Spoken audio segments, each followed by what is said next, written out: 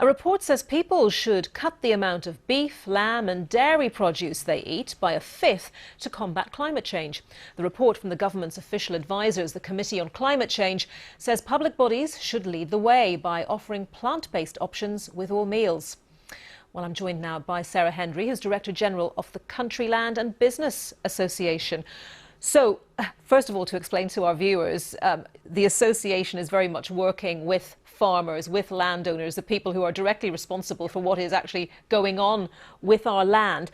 So how might cutting the consumption of eating red meat and digesting dairy food, how might that help deal with climate change? Well, it's important to say, Annita, that the committee has taken a really balanced approach and looked at kind of a whole recipe for how farming and land management can be part of the solution to getting to net zero and solving the climate emergency. And tackling the emissions from livestock production and dairy production is just one part of that. I think we welcome the fact that they've taken a pretty balanced approach. What they've said is that if people reduce their consumption of red meat and dairy in line with existing health guidelines, then that would be about what they needed to do. That goes alongside around a sort of 10% reduction in the number of livestock. So the Committee on Climate Change is saying that the UK can't meet that 2050 net zero target without major changes in the way we use land, farm and what we eat. But how receptive do you think farmers and landowners are to the idea of changing these things? So I think they absolutely recognise that they need to be part of the solution, and what we hear from our members is they're very much up for it. It's a huge transition.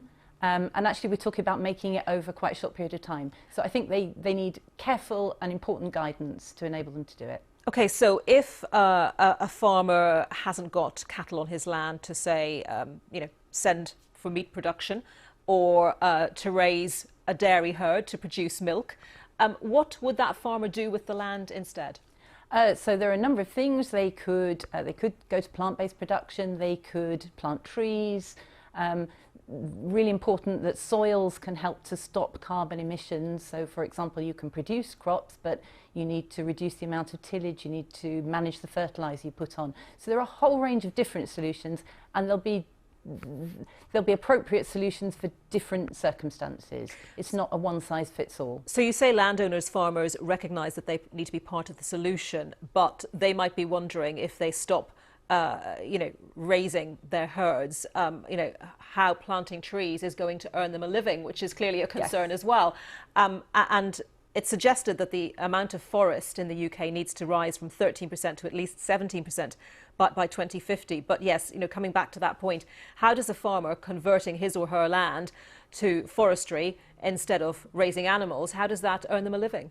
So the government has talked about converting the existing subsidies to payments for so-called public goods. Planting trees would be a public good. So there are ways in which government can help to support that transition with grants for growing, for managing and making sure that the transition happens. Do you think that the public is leading the way, consumers are leading the way on this anyway, with a greater desire to perhaps have meat-free days, to eat more plants in their diet? Yes, it's obvious that people are changing their diets, they're evolving them, and after all, farms produce to markets, and if markets change, then farmers will follow that. But is this doable? Some critics would say that this isn't enough, it's not happening fast enough. Do you think that what's being suggested here, this 20% cut, is doable by 2050? I think the committee's taken a long, hard look at the evidence and has come up with something which is kind of balances doability with the need for urgency to meet the climate emergency. So yes, we think there are some practical things there, but they will need a lot of innovation and investment to make them happen. Okay, Sarah, thank you very much. Sarah Hendry, who's Director-General of the Country Land and Business Association.